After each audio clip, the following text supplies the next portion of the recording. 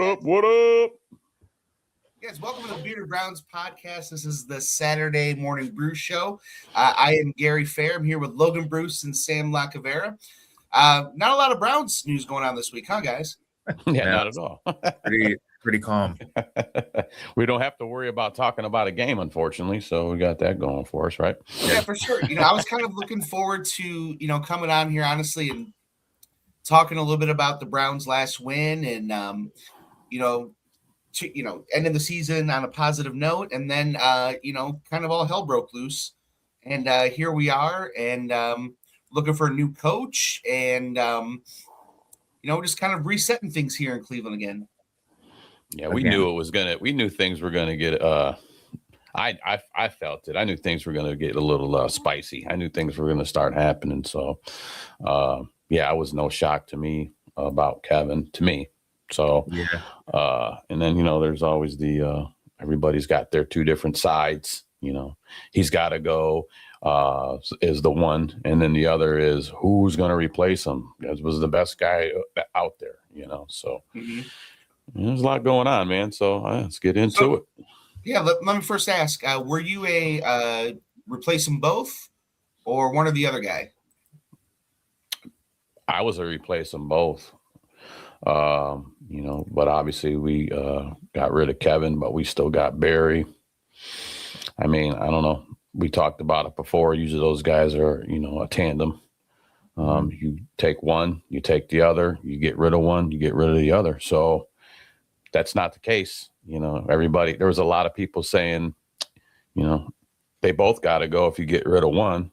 It's just like, we'll see, with it bringing in a new coach, because everybody's always like, oh, they're going to get all their own staff. Well, everybody don't know everything. You don't have a crystal ball.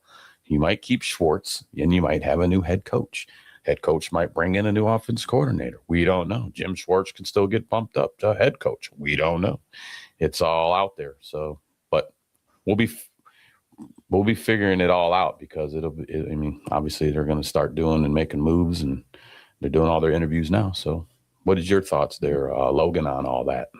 Yeah. I don't know, man. It's like I was thinking, if kind of like what you said, if Stefanski had to go, then Barry probably should have too. To me, I think the first time I was on, we all kind of got into talking it or saying it this way. It's like the chicken or the egg. Like Stefanski had his rough times. There's no doubt. Like, I mean, the most recent one could be the 2-point conversions and whatnot that happened during that Titans game. But then also, did he get a fair shake this year? Like, if you looked at that roster from the top down, like, were they built to win more than 5 games? I don't know. Barry had a good. Yeah, go ahead. Not to interrupt you there, Logan, but I think that's part of. I think one of the issues for a lot of the fans is that, Andrew Barry is going into this press conference saying that they were built to win more than 5 games, essentially. He basically put everything on Stefanski. Yeah. And that's the part of the issue is like, I know we've talked about Jimmy meddling and whether or not it's the right thing to do, which I think we all kind of agree, like he should just stay the heck out of it. But it's just a very weird scenario. Like, does Jimmy take Andrew Barry's opinion into account on the coaching staff thing? Like, does Andrew go to Jimmy and like, please get rid of Kevin and give me one more year, and here's why? Like, that's where I think Haslam just needs to, like, that's where I don't know. Like, I'm not for anybody losing their job, because there's a lot more involved families and stuff there. But it's like, I don't know. Like, that's kind of where, if you have Barry like trying to convince Haslam that it was Kevin's fault and that's why he should stay, like, it's just a very weird dynamic. They always say, who your true friends are on moving day, right? Yeah. So who shows up, who don't show up. So I don't think Barry's helping Kevin out after what he said. He's definitely not helping him get his stuff together to get him out that facility. They just got him out of there, Yeah. And it's almost like, with that being said, did you just throw the dude under the bus? Like, hey, I gave him all the pieces he needed. I did a really good in the draft. You already see me, Jimmy. I'm over here doing this. I got Schlesinger production up, Mason Graham. We got Harold Fannin in here. I had a really good draft. He had the weapons. Yeah. So I mean, and Jimmy's press conference kind of probably mirrored, like it was very similar to Barry's. Like they said a lot of the same stuff. It's almost like Barry had his spiel of how great of a draft he had, why it's Kevin's fault, and then Jimmy reiterated the same exact thing. It's funny because I watched Jimmy Haslam's conferences after each coach being fired from the past to now. Yeah. And it seemed like every other year. So the first year he said what he said, second year or second coach, he said what he said, but it seemed like every other year it was the same thing. He kept saying the same thing. We're here to put on we need a good product here. We really want to bring a win here for the team. It's like the same old. Yeah. Well, now that you bring that up, I just want to give a little bit of some statistics for the Browns under Haslam's ownership. I know we keep talking about since '99, but we had owners. It seems like the ownership group is it's constantly been one thing or another here with the Cleveland Browns. Whether it's Modell or Lerner, and then Lerner dying and his son taking it over and running it from Europe, now to the Haslams. We have. Under the Haslams, they have a 383 winning percentage. They're 84, 134, and 1, with 7 seasons of 5 wins or less. As far as head coaches under the Haslams, they basically have not hired a head coach that has been a coach afterwards. So Chud was 4-12 with us, never a head coach again in the NFL. Petten was with us for 2 seasons, 10-22, never to be seen as a head coach again in the NFL. Hugh Jackson, 3-36-1, never a head coach in the NFL. Freddie Kitchens, 6-10, never a head coach again. So Stefanski would probably be the first one to be a head coach again, after his tenure with the Browns. But, the common denominator and all of that, number one is Haslam. But if you go back, we forget that Barry was there too for a lot of this. He was the VP of player personnel from 2016 to 18, which means that he was there, for part of Sashi. He was there, he was there for 0-16, man. He was the vice president of player personnel for 0-16 and 1-15. Yeah, see, I forgot about that that's the problem though with the Browns is like you never know how much decision making power did the VP of player personnel have? Even how much decision power does the GM have right now? There's like the whole tinfoil hat or conspiracy theory. Did Barry just get this last year because deep down everybody knows that Haslam pushed that Watson trade, and Barry hasn't had a fair shot because all of his picks were gone. It's just I don't know. I honestly forgot that Barry was here the first time. So when I saw you guys put that in the notes, it was like, I don't know. It's crazy. Yeah. I mean, we talked about it. We talked about him as his draft. I mean, me personally, he's had a couple in there since 2016, not many. And I think this previous draft was his best draft. Maybe that saved his job. And then because you heard Jimmy talk about it in the press conference, it just wasn't only the draft from the young players that they want to move forward with in this previous draft. It was also a couple moves that he made, and one being Tyson Campbell for Greg Newsome. So that's there. They said it. So maybe, that sounds like that saved his job. That's why I bring it up. So, we'll get, I know Gary's got, we got some stuff here to talk about, but we're going to get into some of that, and they haven't been really good draft picks, dude. We'll get into that. So yeah. He also mentioned your boy, Malik Collins. You mentioned him a few times, Sam. Well, there's Malik. I'm sorry. Go ahead, buddy. No, just that it was a good pick. You'd mentioned it a few times, how important he was to the defensive line and stopping the run. So that was good. I liked when Jimmy and Barry both pointed that one out. Because we'd actually mentioned it a few times, or you've mentioned it before on here.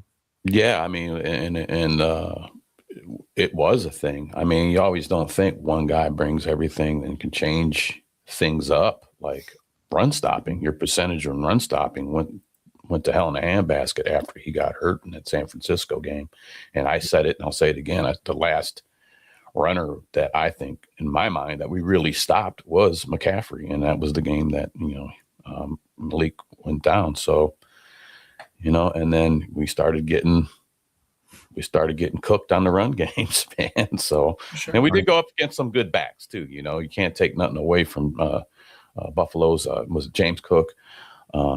Great running back, man. Dude can put up numbers. I think he actually leads the league in rushing yards. I'm not sure, but he's up there. We did go against some good backs. Quick shout out to Ken McDonald for participating in the show. You guys, if you want to have your comments read, go ahead and make sure you comment on YouTube or Facebook. And, if it has something to do with what we're talking about, we'll make sure to put it on there. Ken McDonald says the 2025 draft appears to be one of the best ever. Includes some key undrafted free agents. He still has to navigate the Deshaun Watson mess. Yeah, it's true. I mean, I don't know if I would say best ever, right? I think that's a little hyperbolic, but it's definitely the draft that saved his job. Mm-hmm. I would say it. That's his best ever, because go back. We'll get into it. Let's go back, man. He didn't really. It was a lot of.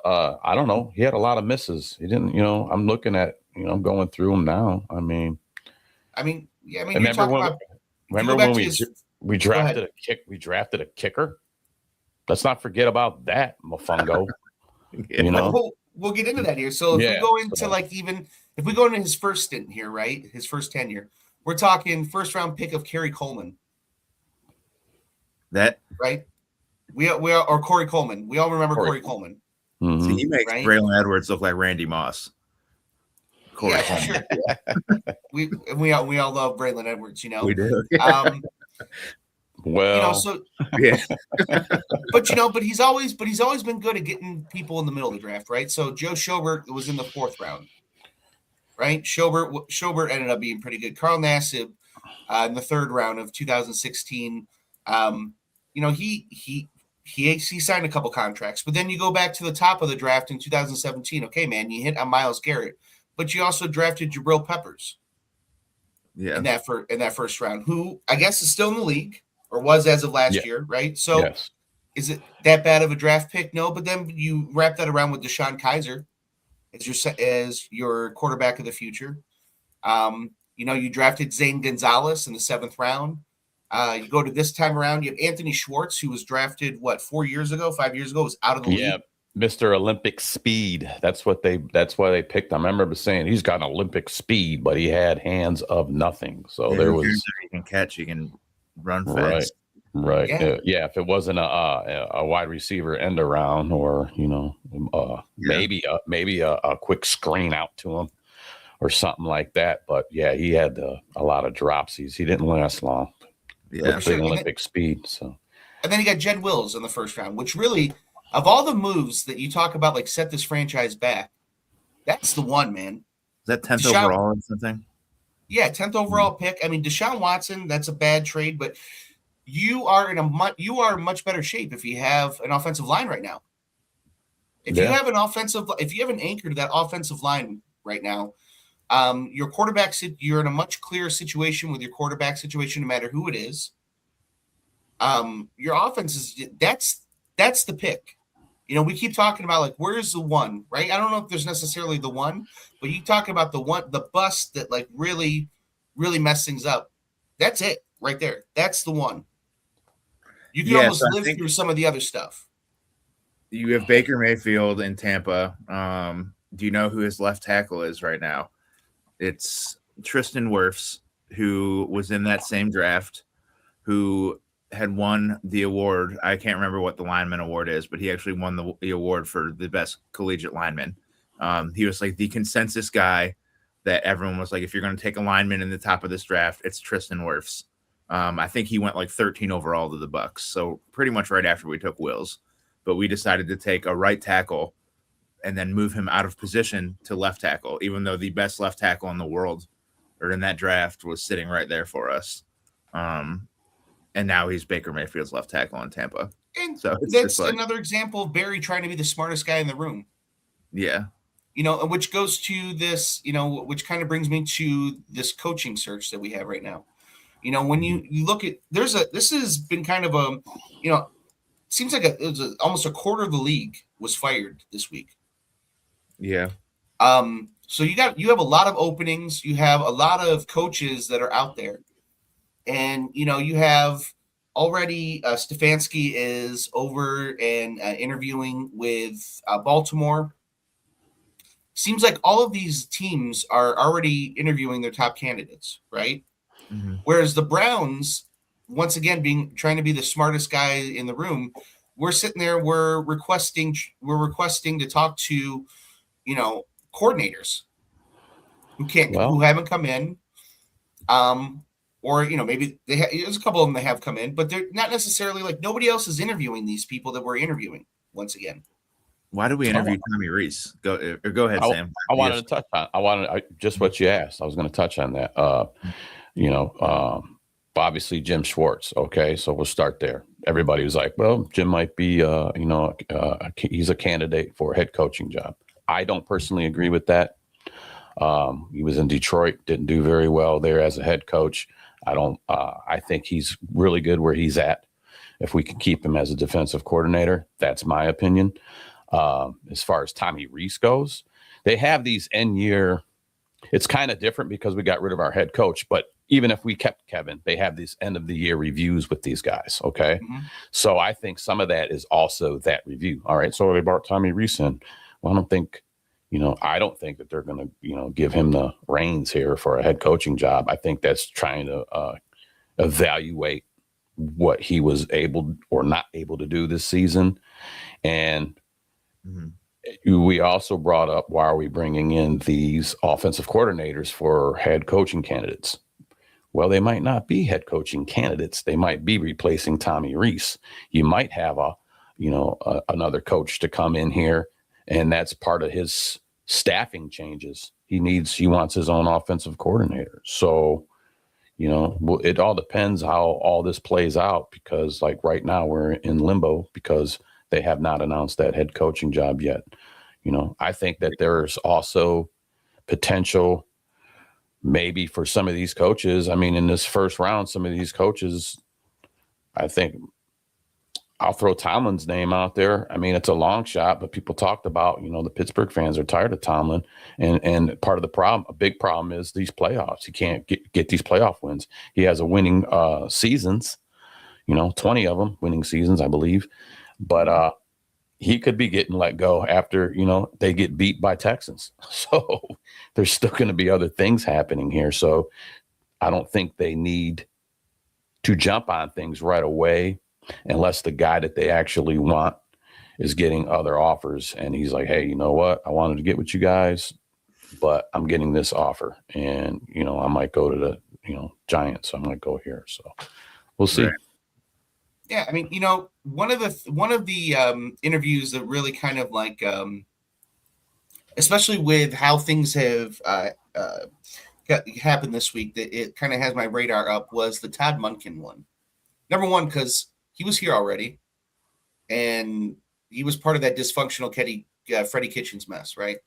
Mm-hmm. The other thing is that did the Browns know that Monken was a sticking point for Harbaugh? Is that why we're requesting an interview for a guy that's going to be fired?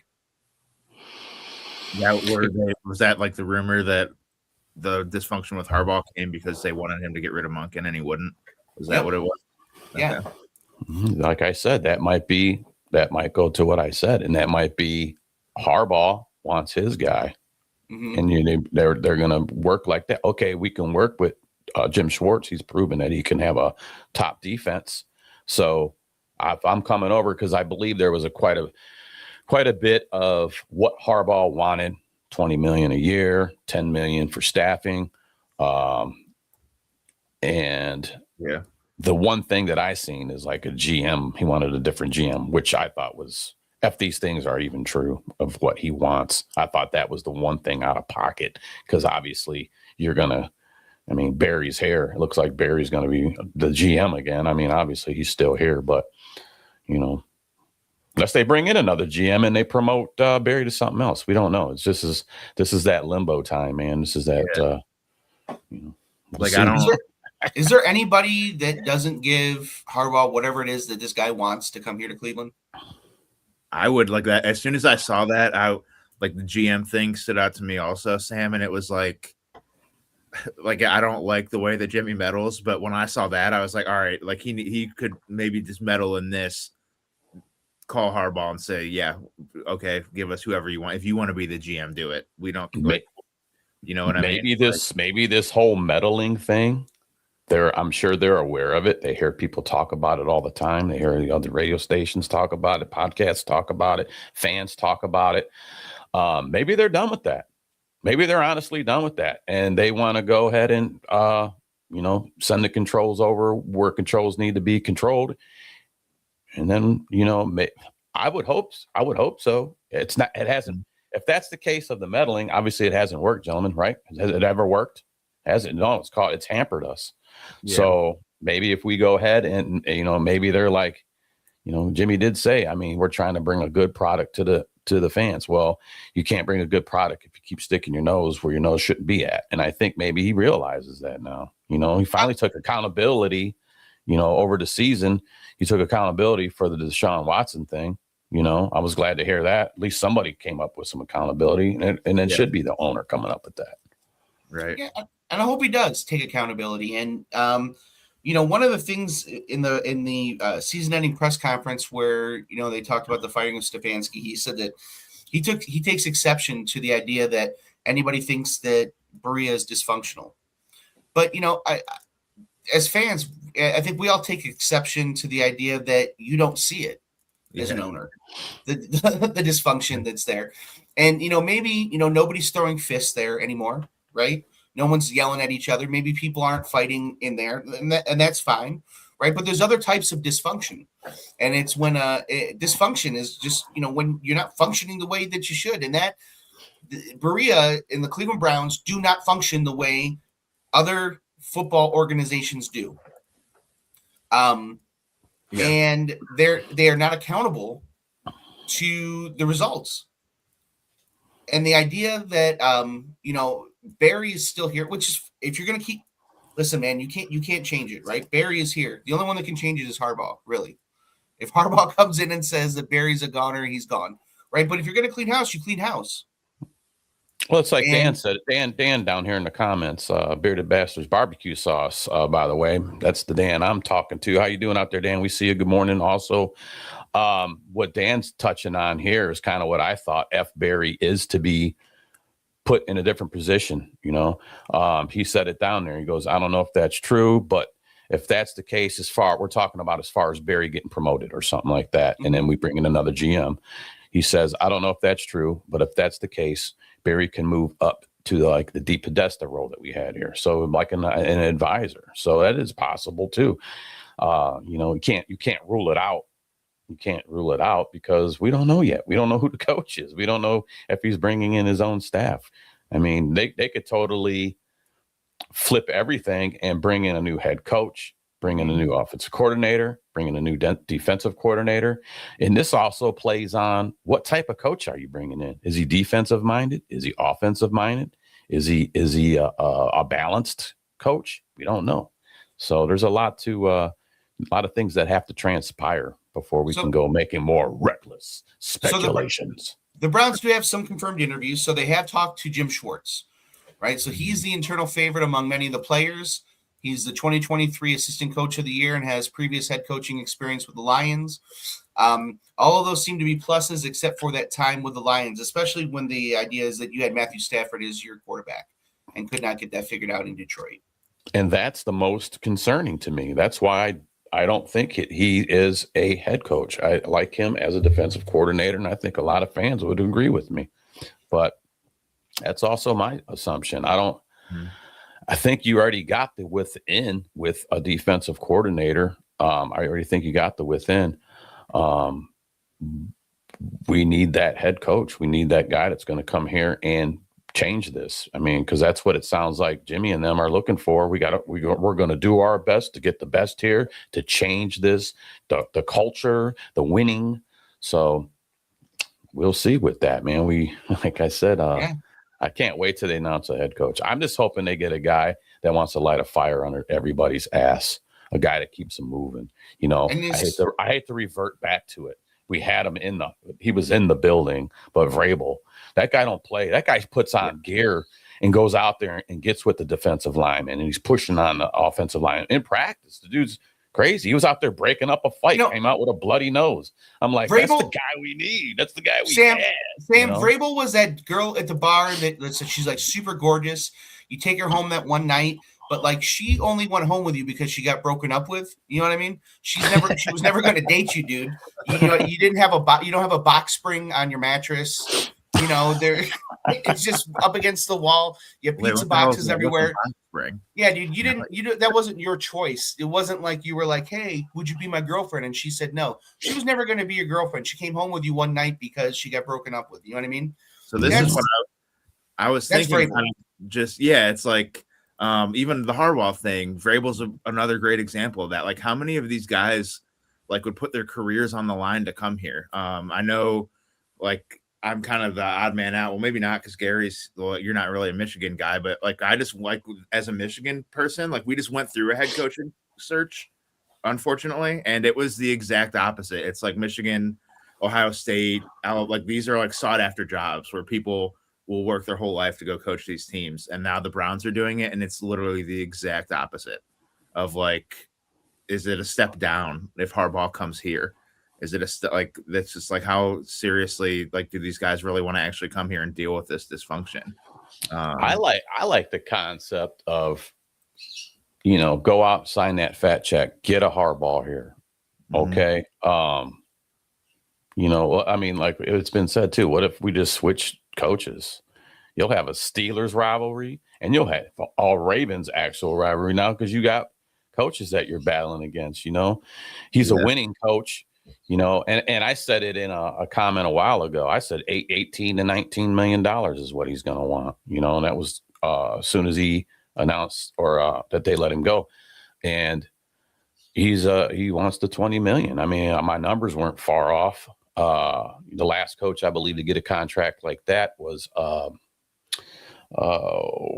Casey's coach. Help me out here. Andy Reid.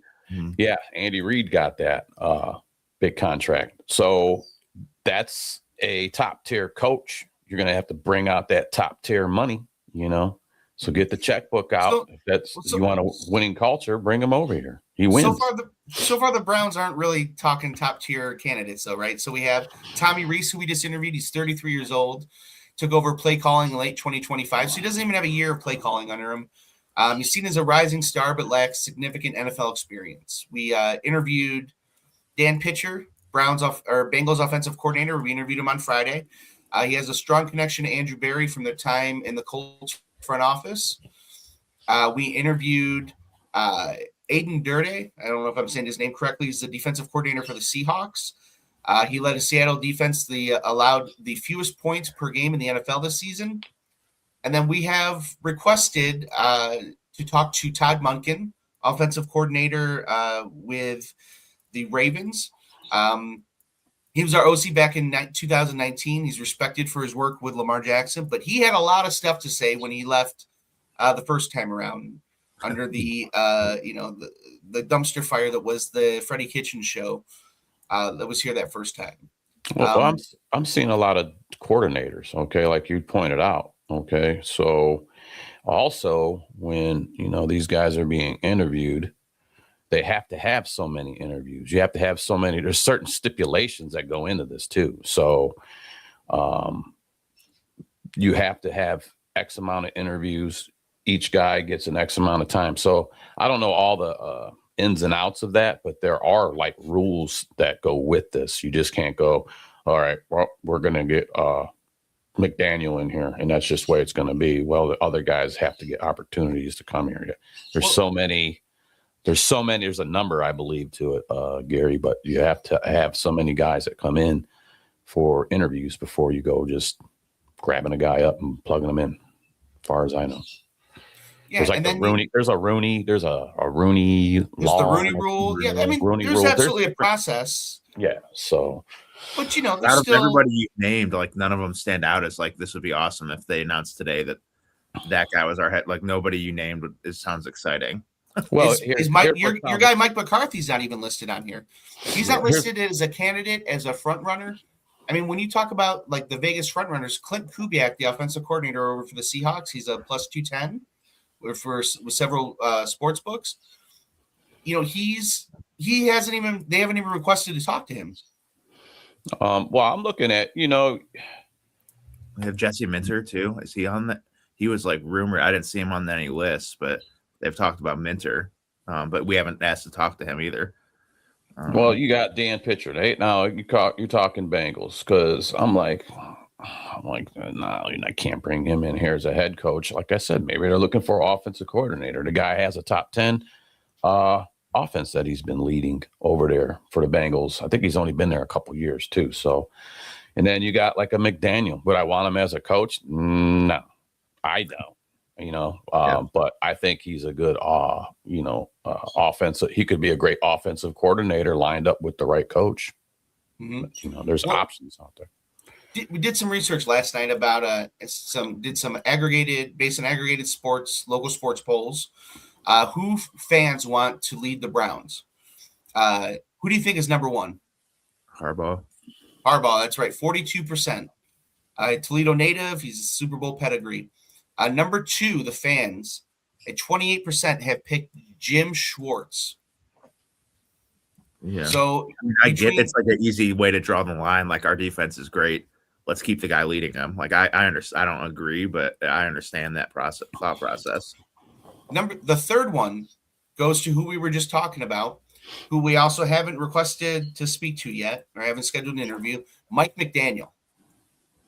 So Mike McDaniel, people are looking at him as maybe offensive innovation for Shedeur Sanders. Maybe he's the guy that brings out of Shedeur what we need out of him to be the quarterback. Mm-hmm. You guys watch his interviews? Like, I thought they were funny at first. I think that would drive me crazy if we had like, like, I used to smoke a lot of weed. Like, that dude, like, seems like he would put me to shame. Right. Just like in his interviews, it's like, I don't know if I could watch that every day. Yeah, he's up there with like, it seems like, I don't know, because that's hard. It's a hard place to put. Nobody's outsmoke Willie, by the way. Yeah, but right, he's up there like with a Snoop, probably. Yeah. Like I said, Mike McDaniel, head coach for Browns. I wouldn't like that. I would say offensive minded. So offensive coordinator. Yeah, But imagine Harbaugh and McDaniel. Crazy, Yeah, I mean, and so Harbaugh is available. There's some reasons why he's available. He missed the playoffs this year, 8-9 record, but he was there 18 years. One of the things I think it could be worrisome with Harbaugh too, as well, is he supposedly did not have a very good relationship with Lamar Jackson at the end. So it was A+, and it turned into a rift. Mm-hmm. And that goes to the dysfunction that we're trying to get away from. So we don't know who's that on. Is the rift on both of them? Is it on one? Is it on the other? But here in Cleveland, I mean, we have constantly seen a rift between the head coaches and the quarterbacks. And this is that dysfunction that we are trying to get rid of. This is the thing that Jimmy Haslam is taking exception to. The fact that, we keep referring to this. But are we asking for it? John Harbaugh has this really great history, but is he maybe a little too old school? Yeah, I think so did you guys see this thing that I think Angel just sent it to us? People are reporting. So we got breaking news here on Bearded Browns that I guess John Harbaugh was fired by the Ravens owner on a phone call while he was driving to the team facility. From Diana Rossini. Yep. So yeah, we'll get to that in a second. But I think that's where if you bring in Harbaugh, like, somebody just needs to straight up tell, like, it needs to be obvious who's running the show. That's been the issue. Is I don't know who's running the show. We don't even know who traded for our quarterback or who drafted the two quarterbacks that we have now. Like, it's like, did Stefanski draft Dylan Gabriel? And if so, why did the head coach draft a player? Like that? Why is he given that power to go pick a guy? I actually feel with Dylan, I actually feel that was Kevin's guy. Yeah. And I think a lot of, because they said they're out eating lunch with his mom and Dylan's the guy. That's who we wanted. And I think that he came up and and they liked him so much. And I think Kevin really liked him a lot. And then Kevin locked in on him. Okay. And that marriage didn't work out. We all saw that didn't work out. And I think that could have been another deciding factor of why Kevin's not here. Because now you went out and now you got that quarterback you wanted. You got the guy you think you could develop. And his play was not great at all. It really wasn't. You know, and what we don't know is we don't know what's going on now with these rookies. We don't know. We still got Deshaun Watson. You know, you might have to play him because you got one more year on his contract. You might as well see what you can get out of him. I hate to say it, but you might. Do you bridge? Do they keep Shador? We don't know. Do they keep Dylan? They might get rid of Dylan. Keep Shador, and then bridge Watson for Shador, and then actually let him get in there and get the offseason work in that he didn't get fully because we were so worried about shining. You know, Kevin was so worried about shining Dylan Gabriel.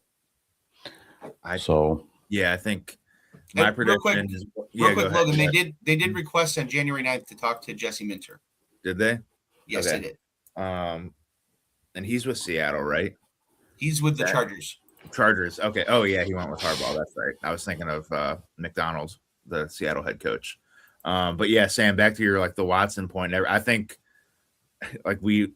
that's also the issue is whoever comes in here, if it's Harbaugh, what you're going to tell him you have to play Watson? I kind of think we have to.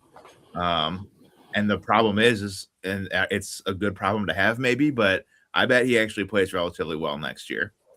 And we won't know what to do moving forward. But the entire time, and if he plays poorly, if he starts, you guys have been to the games, the fans will be wanting Sanders every single snap, same way they did when Gabriel was out there. Every and first incomplete pass of the game, the stadium's going to erupt in boos. And that's where I think we need a seasoned guy, not a first-time head coach that is just dealing with 50,000 people booing him for the quarterback that he's playing. It's just, I would like to be able to trust our head coach and just say, okay, this guy, I know John Harbaugh is making the right decision for the team because he's been a coach for 20 years. That's why, we went through the list of some of these candidates and then guys that we're looking at. And the one name that I didn't see pop up was my guy, Mike McCarthy. Yeah. So now, my thing with him is he develops quarterbacks. And you can say he doesn't. Just Google it and see who he's been around. I don't have time to run through the gambit again because I'm wasting my breath. If you haven't listened to the show, go Google it. He can develop quarterbacks. So if we do keep a Shador, I think that would be a great coach to help him flourish and be the best that he can be if we decide that we are keeping Sanders, which I think we're probably going to keep Sanders. But we have to, they might go. Yeah, but they were even non-committal about him, which I understand because you're going to be bringing in a head coach, and possibly, you don't want them to think that they don't have a choice in, whoever it is that's going to be their quarterback. But I mean, you couldn't even commit to that. Yeah. Who else is going to be your head coach, or who else is going to be your quarterback next year? They're saying what? It's the Moore kid. It's looking like he's not coming out in the draft. So all there is Mendoza. You're definitely not trading up for Mendoza. He's going to the Raiders. So who is the other quarterback? Who is the other guy that who's the other guy? They have to play Watson. I don't know how you would trot Shador out there with Watson on the roster. So I think either way, they're handcuffed. Whatever coach we bring is handcuffed. Either your quarterback's Watson or Shador. But then in the press conferences they weren't committed to Sanders, and that's also, I don't know. I don't want to just go rambling here, but man, can we do there's so many question marks. Just say he said he didn't know if the quarterback of next year was even on our team, and it was bro, what do you it should be Sanders or Watson. I don't know, but yeah, I don't know, Indiana put the beating on Moore yesterday. Maybe he doesn't want any more college football and wants some AFC North beatdowns instead. I will say, I know we went back and forth on that Steelers game. Now that we are firmly in that sixth pick or whatever it is, I'm so glad we beat the Steelers that won those last 2 games, but it would be nice to be drafting a little bit higher. I will say that now that the season's over. Well, if more doesn't come out, I mean, that kind of messes up. That changes everything on these mock drafts, right? Because I mean, that could change Tate dropping to us at 6.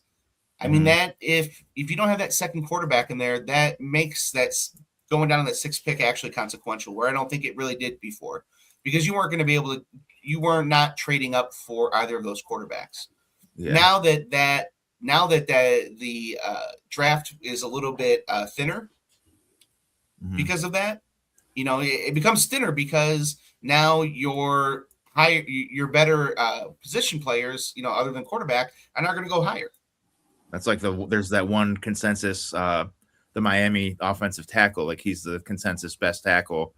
Probably, like I see him going 8 to 10 in these drafts. He might not, like to your point, he might go 4 or 5 now. If like a team just says, all right, screw it, we'll get a lineman. So I see, Dan says Trindad, that could be another. I see, like we keep talking about Barry's draft and how great it was, and I agree it was a very good draft, but we could very well take 3, like we might take 3 quarterbacks in the last 4 rounds that Barry has drafted. Like if you go or 5 rounds, like from the third, 5th, and then next year's first round, like that, like when we talk about how great of a draft he has, like I also don't want, the viewers to forget that this dude also did draft 2 quarterbacks and might take we very well might take another this year too. Which as much as we gotta, God, this whole double quarterback draft last year and getting them both out there, getting Dylan out there, seeing what he can do. It's exhausting. It was exhausting, and then I know a lot of people are like, man, please don't draft another quarterback. And the talk of the town is it doesn't matter who's back there because you have a line problem right now. Yeah. And we need a wide receiver. So that's why I think that they're going to stick with Deshaun. I think we've got 1 more year on him, and then you're going to use him in the beginning, and then there's free agent quarterbacks out there. Maybe they pick another free agent quarterback up, and then what if Watson as well? How would you feel about that? Maybe they get rid of Dylan Gabriel altogether and they stick with Sanders, or vice versa. Maybe they get rid of Sanders and they keep Dylan. Maybe they can get more capital for Sanders just because of his name. Maybe he does go somewhere else. So we can get some type of, something out of Shador. We don't know. No, that's the big thing. We don't know. I think that goes back to what we've been talking about before. Is like if that's the case, then when are we going to develop somebody and quit looking for somebody to come in and be the secret sauce, the savior for us? Yeah, and that one's gonna not be a 3rd round pick like Colt McCoy, or like I just take the guy. Like we took Baker and developed like he was good. Like sorry to cut you off. I start to get angry when we talk about. I'm thinking of all these quarterbacks that we've drafted, and it's like, dude, stop taking a project in the 3rd or 5th round. Take the guy you like in the 1st round. Stick with him for 5 years. Don't listen to us complaining about him. Like everybody, like I was complaining about Baker, and it's like just get your guy. Yeah, well, for sure. I mean, listen, man. Sorry, cut you off to start yelling at me. No, it's good, man. It's looking at that stupid ass jersey with all the 50 names on it. I'm like, oh my god, dude, it's gotta stop. We don't need no more quarterback names on the back of jerseys. He's gonna have pants with the names going down the pant leg soon, and he's gonna have a belt of the names. Yeah, right. Yeah, you know what? That Cincy game, Shador came out hot and then it fizzled out. I mean, our defense put up all the points and our kicker won the game and the defense won the game. But he did make that drive to get us down there for the game-winning field goal. I'm not taking that away from him. But I was like halftime, after halftime, I'm watching the game. I'm like, I'm like, we're probably going to see Zappy. We're probably going to put Zappy in at this point. Because there was nothing really going on after. I mean, it was a very poor outing, I would say, for Shador after the half of that Cincinnati game. But I will credit him for getting the ball down there. We were under 2 minutes, and I'm like, cool, let's see what he can do in a 2-minute 2-minute drill, and we were already under the 2-minute, and he got down there, and we were able to kick the field goal. And what a story for Smits. I didn't know this. But in the beginning of the season, he lost his mother. Okay. Yeah. And, and then he missed that kick in the beginning against Cincinnati, cost the game for the first game this season. And then to be able to come back and to, what a redemption story for himself, to keep himself together. He did really good this year. I think he only missed like 2 kicks this year. So he got a really good percentage of kicking. And, you lost your mom, and then you're trying to get through the season, and you did. And then they kept the faith in you. Because I know that when he missed that extra point, everybody was screaming, fire him. Gosh, that Cincinnati game, the first one of the season, everybody wanted him gone, but they stuck with him. And, that's his redemption story, man. He was able to kick that game against the team you missed one for, even better. I just speaking of redemption too, I just want to give a shout out. I know you guys noticed that Mike isn't here today. He is over at our sponsor with Marlon at Lego Heads, getting redeemed, finally sculpting that mess that he had on top of his head, getting a very nice haircut. Hopefully going to be redeemed by next time you see him on Tuesday night, guys. Wait, he's not getting a haircut? That's how good they are at haircuts, though. You skip the show for it. That's right. Yeah. Makes sense. Yeah. He's getting lined up.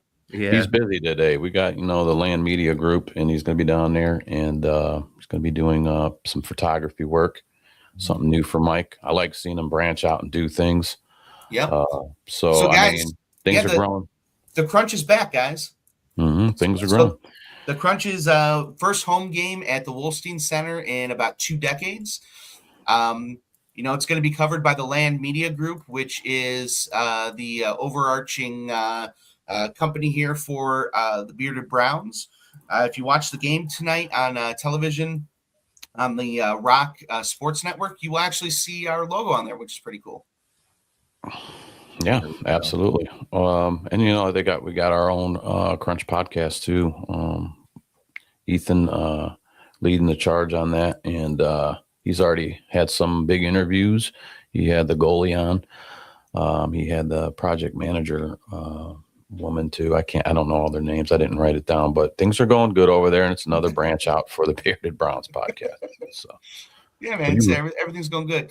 And branching out. So let me ask you this. So if right as we're standing right now, who do you want to see as the head coach, Sam?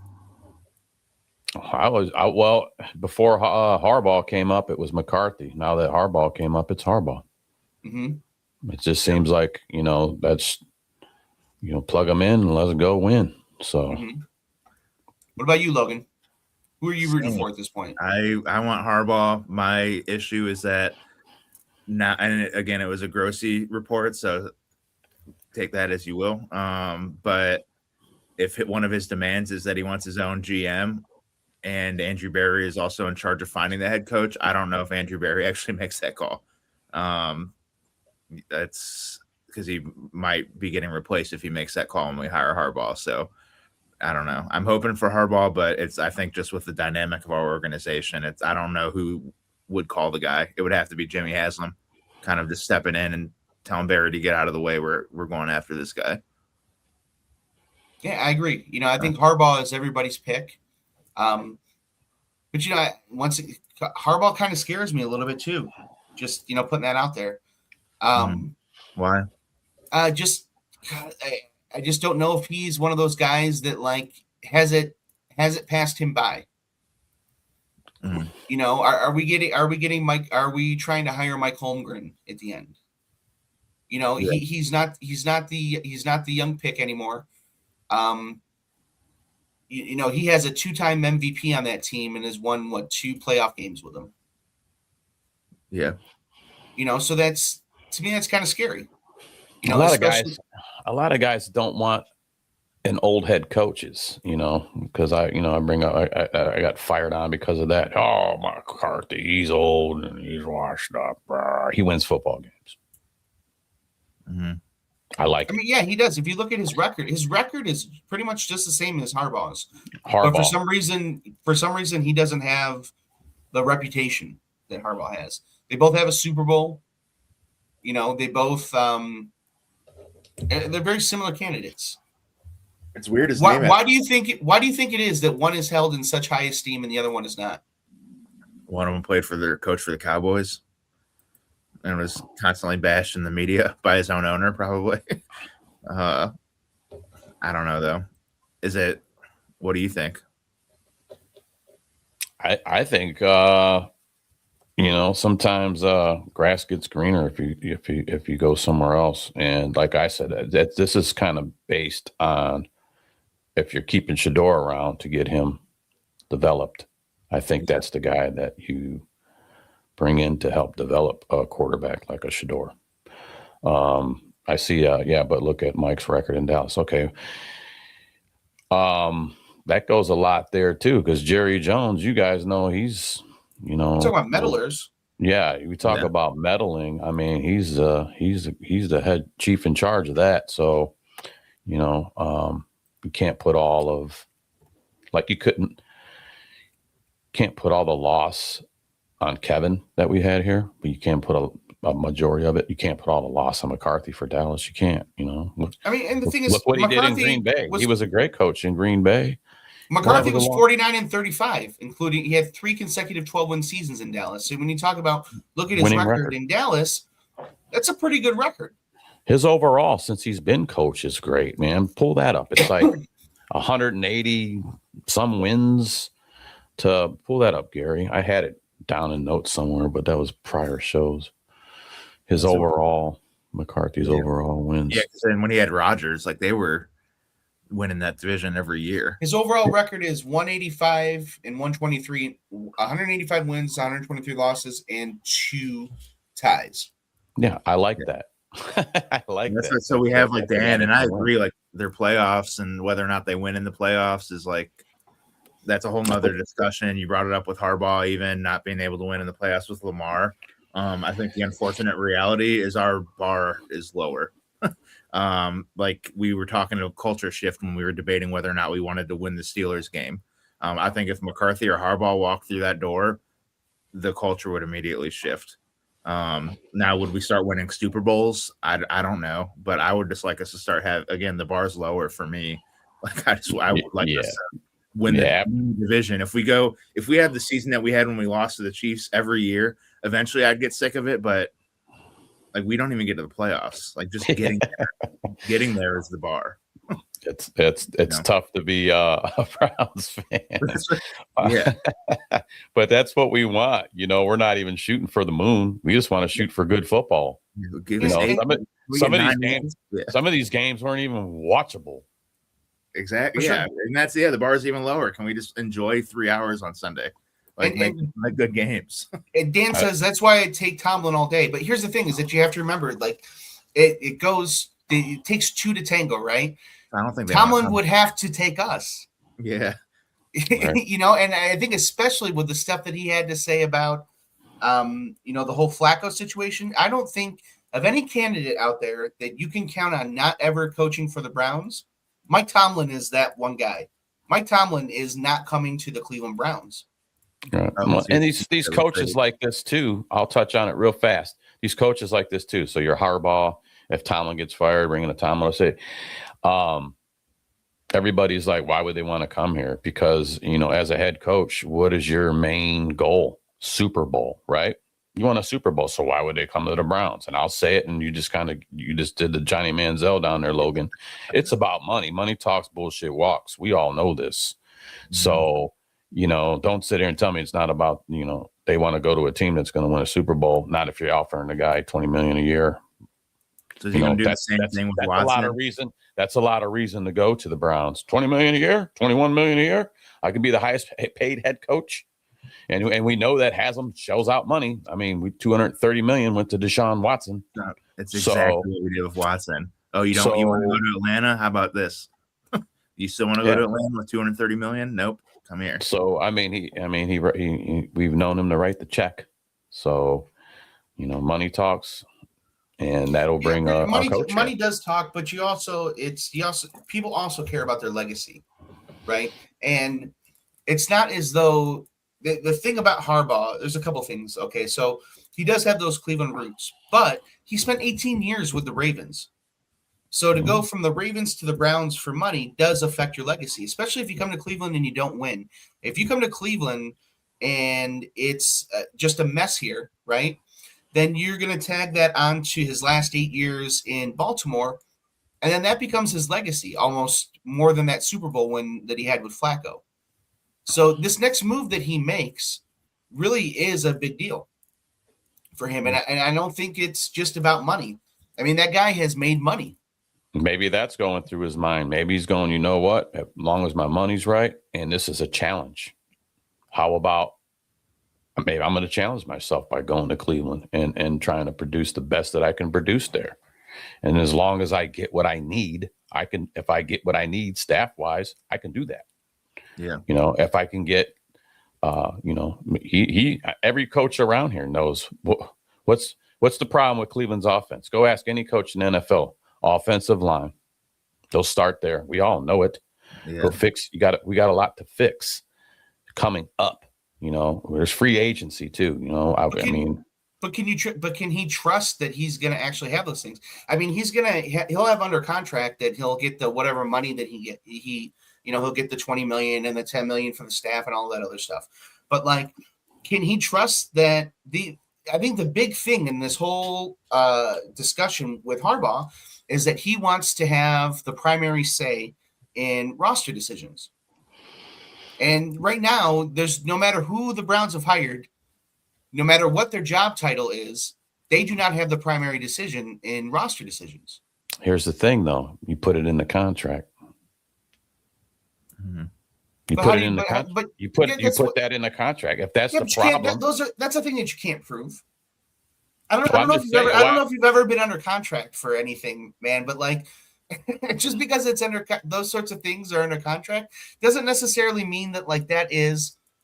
I mean, if Haslam starts to meddle, then you're talking he would have to file, go to court. I'm just saying if he's got something in the contract that says he gets to pick who he wants to bring here, he gets to pick, he's going to listen to Barry, but he's going to have a big hand in drafting. And then he's going to run it how he wants to run it. That's going to be contractual stuff. Mm-hmm. I mean, and I talked about it earlier. Maybe Haslam is done, with trying to figure it out. Maybe he's just going to hey, you know what? I'm going to hire the guy, a great guy that's a winning coach. We're going to bring him here. We're going to let him do his job. Maybe they're done doing this now. But we got to look at that. If that's the case, then why is he saying that he's a part of the? Why is he saying he's a part of the search? Then he said the coaching search is going to be the GM. It's going to be Barry and him. Yeah, he's got to sign a check. Don't you want to know what you're signing for? You already see what happened with Deshaun Watson. Yeah, but Baltimore, right he's going to want to make sure what he's signing the check for. The owner over in Baltimore is not holding a press conference talking about him and the general manager hiring the next coach. We're talking about a head coach that's trying to change the culture around, which he said he wants to change around. We're talking about a head coach that he wants to bring in. This is Jimmy's talking. A head coach that he wants to bring in that's going to get wins and more production for the fans. So, yeah, he's going to want to, we're not talking about a player. We're talking about a head coach. But this is the meddling that we're talking about. Why is he talking? I think he doesn't trust Barry all too much. Like as much whatever you said in that, like, and I don't either. Like it's. Well, then why is he here? If you don't trust him, then why is he here? Yeah, let's go back to the first 2 minutes of the show when I said I don't know why this guy's still here and Kevin's not. They both should, like. Do I trust Andrew Barry to find our next coach of the future?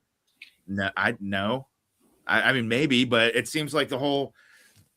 Like culture in the Browns is like I think in our chat somebody mentioned it, like find a bunch of yes men. Like let's go find an offensive coordinator that's never been a coach before, bring him in, and he won't be able to have any say over anything because it's Tommy Reese. What the hell is he going to tell Jimmy Haslam or the GM?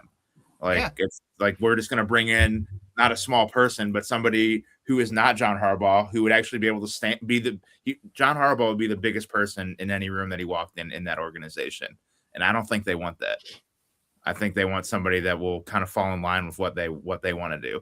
And what they want to do has led to all of the stuff that we've watched for 30 years now. Haslam wants somebody that he thinks can give good advice, but he doesn't truly trust their decision making so that he can always be the one that is the primary decision maker.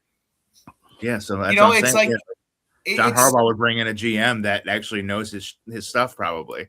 And you know, we talk about like running restaurants and other businesses before, right? Yeah.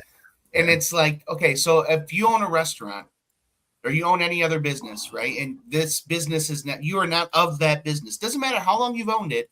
There's sometimes you can own a business for 20 years and you're still not of that business, right? In restaurants, you've never bartended, waited tables, you've never cooked, but then you own a restaurant. Doesn't matter how long you own it, you're not of that business. You get what I'm saying? This is the same sort of thing with Barry. Most of these owners, they have no background in football, and they shouldn't. They're owners, which is why you hire football people to do these jobs.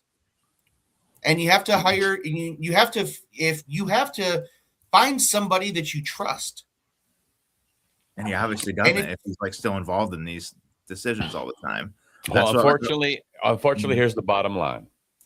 It doesn't matter because why? Because he's still the owner. We can't vote him out. We can't change it. We can't call, another but billionaire. We can talk about it. Yeah, we can talk about it, but at the end of the day, it's not going to change anything. He's still going to be your. At the end of the day, nothing that we do here is going to change anything. So I said maybe he's done with all that. We don't know that yet. Maybe he's done. Maybe he's seen that it's gotten him nowhere since he's been here. Everything is alleged. If he is that big of a meddler, maybe he's going to just go ahead and get who he wants in here and then sit back and watch the show, But, as far as a head coach, though, I would think that you want to be part of that, as an owner. I don't think you just want to go, okay, well, that sounds great. Go ahead. I'll sign a $100 million contract for 5 years. I'm going to want to know what I'm signing my money for is what I'm saying. That's what you would not say it in the press, like be there, like, okay, sign off on it, but do it behind the scenes. Don't. Right. Just what if you were an owner, Gary, and they say, Barry comes up to you and he goes, hey, McDaniel, that's our guy. Go throw the kitchen sink at him. Don't you want to know what you're getting? Like, why? The first question is going to be, why is that the guy? Absolutely. But if I am hiring, if Barry is the guy that like I hired, and I especially not that I hired, but I kept at this point. If Barry comes to me, that's the guy that I trust to make the decision. I do this all the time in my house between my wife and I. We delegate to one another. There's certain things that we trust each other's decisions for. Maybe Barry's on a short leash. He's got 1 year left. Yeah. Well, then you got to cut. Well, then it's time to cut that leash. Because if Barry's on a short leash, so what are you going to do? Jimmy might have said, "Hey, bro, I tell you what." Jimmy wouldn't say that, sir. Mr. Barry, I'm going to tell you, this is make or break for you. So we're going to leash you up real nice and tight. And if this doesn't work out, I'm already going to let you know we're parting ways. Okay, but then that goes back to them not really wanting to get a good head coach then, because if you do that, then next year you're going to have a head coach. You're going to be replacing the whole organization next year.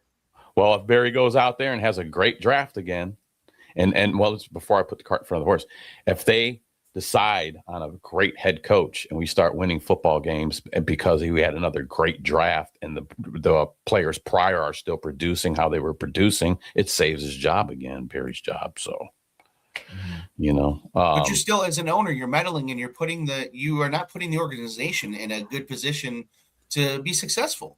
Is there a GM out there where he would? It's so simple to me. I'm not signing $100 million check unless I know what I'm getting. I want to know what kind of, if I go out. Here's the thing is that nobody's. Here's the thing is what kind of car you're buying. You want to make sure. What are you getting? You don't have, number one, you don't have to sign that $100 million check. No one's telling you that you have to, right? I just threw a number out there. You want a good coach, that's what you're going to be going. But whatever it is, right? Number two, it's remember all of this, that like this was his choice to buy this team. Like all of this is choices. He is here. And it's his choice to want to sign, make sure what he's signing for. You just said it now. It's his choice. For sure. But so what I'm saying is that the proper way to do this is you make sure that you are signing the correct football people to make those decisions for you. So if Barry is not the guy to hire the coach, then Barry needs to go and you need to hire somebody that you feel comfortable hiring that will hire the correct coach. You are not. The owner is not the general manager. He's not the talent evaluator. He's not the guy that's drafting. He's not the X's and O's guy. He's a fan, just like you and I. Jimmy Haslam does not know. But that's it. I think. But not only that, if you want to go into wealthy, so we'll go. I don't really want to go into this every week, but the dude, not only is he wealthy, he's a crook. You gotta bring it. You know what I mean? Like Jimmy Haslam is allegedly a crook. I don't want to get sued by Jimmy allegedly. Haslam. Make sure allegedly. Or allegedly, but allegedly the guy's a crook, and I'm sure he'll take exception with that too. And that's why we take exception to the dysfunction of the Cleveland Browns as fans and all of this. We take exception to it because we have a guy that's allegedly a crook that can't get this thing together. Yeah. See, I think we have only 3 playoff wins in the last 8 years. Okay. We have 3 playoff wins. We have 1 playoff win. Only 3 appearances. Isn't it right there? 2 playoff appearances, 1 playoff win, 3 playoff appearances since '99. Okay. All right. Well, with Jimmy though, we got what? 2. 2.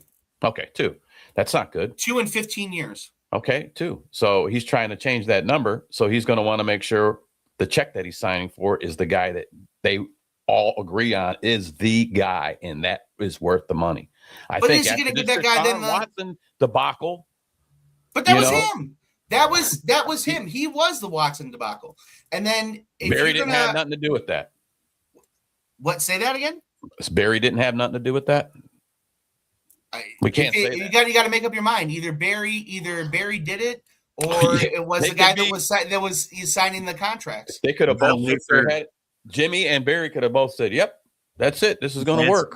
Stefanski's book will come out at the end of his career, and he'll outline all of this for us. And he'll find one thing I will say about the Deshaun Watson, the Deshaun Watson thing is, he was trying to make things better here, and on paper it looked great. Deshaun, I didn't like it because I already knew baggage. I hate when we bring baggage here.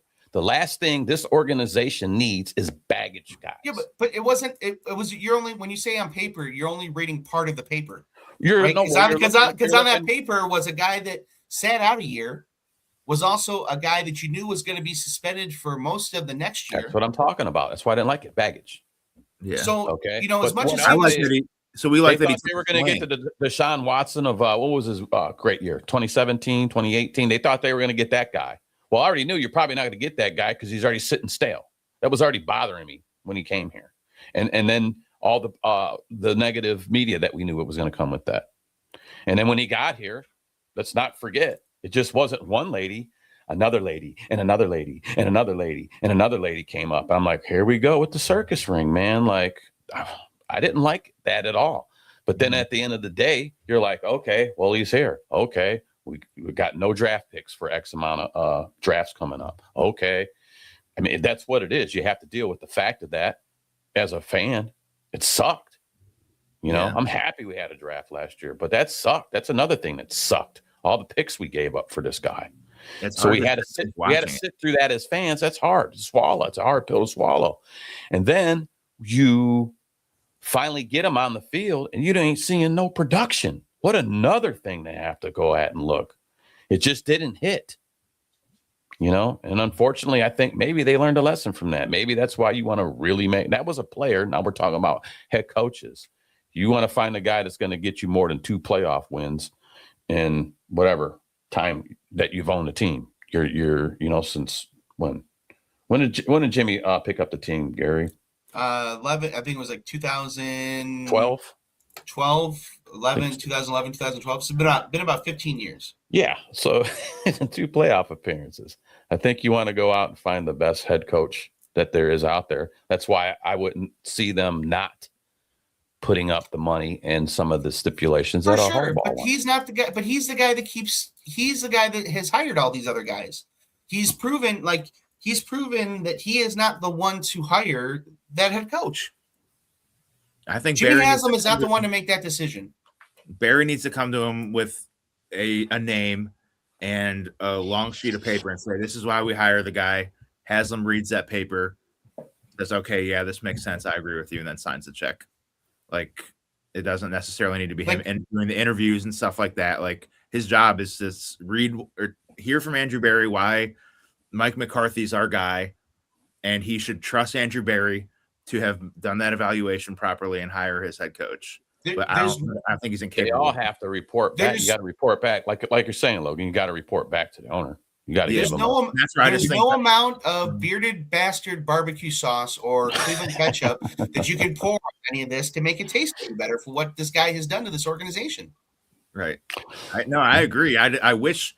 I'm just saying. I don't think he would. No matter what that piece of paper would say that Andrew Berry wrote, why we need to hire Mike McCarthy or whoever it is, I don't think that Haslam is capable of reading that piece of paper and just trusting that everything on that paper is accurate and trusting Berry. Like, I think then it's just in his nature. He's going to need to read it and meddle and start questioning all of it and go try to find his own guy that has a lot of those positive qualities that Berry's writing about. Like, I don't think he can just trust Berry to tell him to hire the guy and then hire him.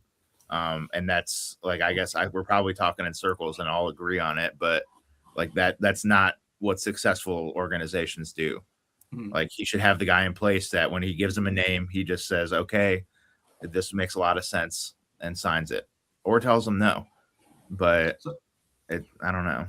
We are at this point. I think we've all kind of like gotten out, what we're saying here. We are talking in circles. So let me ask you this, because we are going to be back here next Saturday with the four of us here. What is the headline that you think that you're going to see? Because, the Browns, they make headlines every week. Logan, what is the Browns headline that we're going to be talking about next week? That John Harbaugh says he doesn't want to, we're not on his list. That's all right. And I don't want to see that, but I think that's what we will see. I think by this time we'll know whether or not John Harbaugh even wants to consider coaching here. And I don't think he'll want to. Until Jimmy offers him $30 million a year, then maybe we'll see. Then we're okay with the meddling. What about you, Sam? Yeah. Headline. Man, there's a lot of headlines it could be. Give me one. The Cleveland Browns and Jimmy Haslam sit down with my real name, Salvatore, so I got to make it official. Sit down with Salvatore Joseph Lacavere III and bring in Mike McCarthy as their new head coach. Boom, nice. Bada bing. We're going to build up Shador. We're going to have to bridge him right now for Watson, and maybe we bring in another quarterback in free agency just to have another backup guy here. So there's that. Yeah, that would be nice. I mean, I think all of us just want some sort of listen, the Super Bowl hasn't even happened yet, but we want some resolution on this head coach. We want a good resolution, and we want it quick. Mm-hmm. So that we can make sure that the draft is done correctly and we know what we're getting into. We have everything ready for next year. Right. And then, you know what, like you said too, we haven't gotten through the Super Bowl. All right. We haven't got that. We haven't even got a wild card. Actually, the first game's today, Green Bay and Bears. Even Bears, like the college championships too, fellas. I mean, how many times they bring a guy up from college to be either offensive coordinator or, we don't know. I mean, the college championships ain't done yet either. I mean, that all goes into play just as much as it goes into play for, upcoming draft. If a guy's doing lights out good in the championships, he gets his name elevated. So, I mean, there might be I don't know. I'm not going to sit here and tell you what guy this or that, like go throw the kitchen sink at the head coach from Indiana. But there's other guys that could come up as an offensive coordinator and then work with a Harbaugh or work with a McDaniel, depending on who they take as a head coach. So like right now we're still in that phase of we can talk about, that's all we do is talk about, scenarios and possibilities. And, I'm not an expert. There's guys out there way smarter than me. Tony Grossi that thinks, he knows everything too, even if he's got to make up fake news. But that's what I heard. Harbaugh wants 20. I think Grossi's wrong. Somebody told me Harbaugh wants $25 million, so we'll just take that and run with it. picking up our own numbers. Well, I heard he wants 26 million. So you know, both you guys are wrong. Well, I joked in our group chat the other day. I said I was going to go get some old Groucho Marx glasses, and I'm going to be Sammy Grassy and just throw out wild things out there that aren't happening. You know, hey, Deion Sanders is having coffee with Jimmy Haslam. We think he's going to fill in the role of the new D Podesta. Deion's going to help guide these guys without being a coach to a Super Bowl. So he was really impressed by Colorado's 5 wins, and he's our new GM. Yeah. Yes. And we got retired jerseys over there. So So speaking of Super Bowls, you know, while I got you guys here, before we wrap things up, you know, we now know, you know, the brackets for the NFL playoffs. We know the seedings. Logan, who do you have in the Super Bowl this year? I think Seattle's going to win it all. My boy McDonald's coaching over there. Even I am a big fan of Smith and Jigba, even though he's a Buckeye, but I think they'll get it done.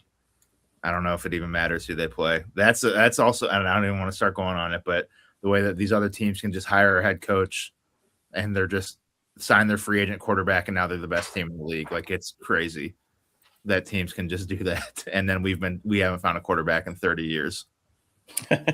So that stinks to say it. Like, Don't they won 14 games this year, and they have a new head coach and a quarterback who's played for 3 teams in the last 4 years, and they're the best team in the league. It's like, what the heck, man?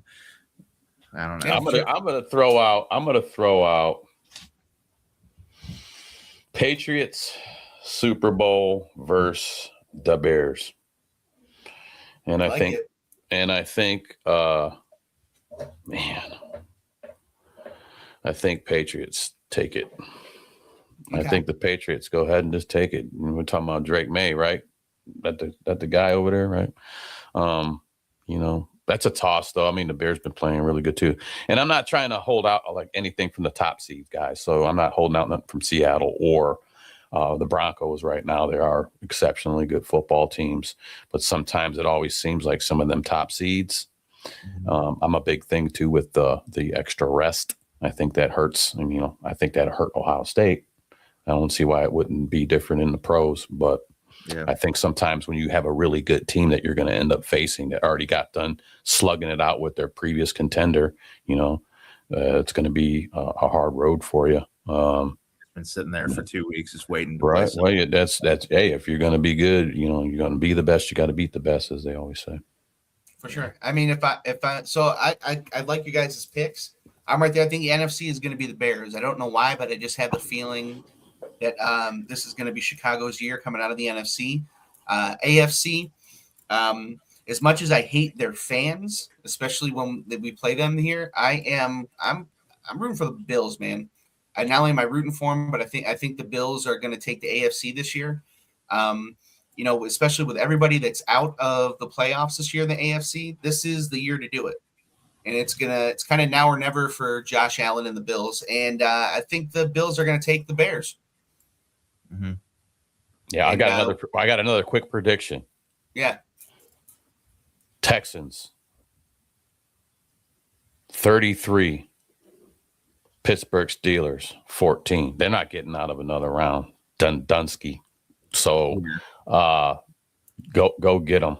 Go get them, Texans. That'll be a game I'm watching. So. That'll be a good one. Stroud, man. I hate CJ Stroud. Go get him, boy. Go get him. Bring it all back to the Browns, but it's just the Bears are another, like, man, they drafted Williams. I saw Dan put in the comments, like the Panthers even with Bryce Young. Like, people wanted to give up on him after his first year, just like they did Caleb in Chicago. And now look at them. Like, they stuck with their guy. Now they're in the playoffs. The Bears might win it all. I'll tell you who else has impressed me, fellas. You know, he started out tough, man. Wasn't tough sledding, but he's starting to light it up. And Trevor Lawrence, you got to give him his flowers, man. He's down there starting to do some things, man. So you never know. Sometimes that might be the one that sneaks into the bracket. You're like, man, Carolina's just going through this. You know what I'm saying? The Jaguars and the Bears are good, and we still suck. The Lions are even good. It's like, come on. And they have that. We had their head coach and What did he do? The Duval, like the weird thing in his interview. Everyone was roasting him, and now he's the coach of the year. Yeah, and I'll tell you two teams that looked really good in the beginning, and I was like, man, them guys are going to go far. I'm already seeing playoffs, and they're both not in it. Is Colts and Danny the Dimes. Lions and the Lions. I mean, Colts. We'll go with the Colts. I mean, quarterback went down. That was big. That was devastating. They were playing good football, and then the Lions were playing great, man. They had the what do they call them, Bones and Knuckles, or the two running backs, or whatever. Sonic and Knuckles. Sonic and Knuckles. They were looking good. I'm like, man, I'm like, man, these guys are gonna go far, and them guys ain't even in here now. So it's one of the good great things about the NFL is like you don't know until teams start playing. Some teams they come out swinging. Like we beat the Packers. We beat the Packers. And then we lost to the Titans. So it's like, yeah, right. And the Jets. Oh, let's not forget about that. I really think that's where a lot of things went downhill. And you know what? Real quick, because we talk about all these coaches that might come in, might be on their way out. Why is Bubba Ventrone still here? What is going on, man? What does he know? What does he know? He must have some kind of dirt on Jimmy that they can't get rid of this guy. I'll send it to you after the show. Yeah. Oh, you got a little something? I'll send you the pictures, buddy. All right. Well, okay. I'll be looking forward to that. But, as soon as the season ended, I thought that was another. Even last season, I even said it on a show last season that he was on the chopping block. And he wasn't. I mean, I knew they had to get rid of the old offensive lineman. He was gone last year. Our old offensive coordinator, Ken Dorsey, gone. And Bubba stayed on. I'm like, how is this happening, man? He's not producing. But here he is. I mean, what's Bubba know? Bubba must know something. Maybe Bubba's the true meddler of things. Especially he signed off on the Bubba signed the Watson deal. That's the headline next Saturday. We'll be talking about Bubba Ventrone's. Yeah. Dude, let's not, man. Take that away. No bad. Bubba Ventrone, the next head coach of the Cleveland Browns. You heard it here first from Sam Lacavera. Oh man, yeah, Bubba, great option. I love it, man. Let's go. All right. Well, I want to thank you guys very much for joining us this week. Make sure that you're checking out the Tuesday show at 7:30, and then we'll be back next week at 10 o'clock in the a.m. Logan's got, first of all, I want to shout, we don't really mention it a lot on here, but the whole reason why we even met Logan was because of these awesome Cleveland Browns parodies that he puts out. They get played on ESPN Cleveland. Check out Logan's music. He also has some really great original music. So check out at Logan Bruce Music on pretty much all social media platforms. You check out what he is doing. Check out the Land Media Group. We are going to be covering the first home game of the Crunch this year and all the other home games. But Crunch are back at the Wolstein Center tonight. So make sure that you're checking them out on the Rock Sports Network, which is available, I believe, on over the air and also on all the cable networks. You can also, like, share, subscribe our stuff. We appreciate that a lot. It helps with the algorithms and helps us grow. And, we'll see if we have a little bit more clarity on the whole Brown situation next week when we talk.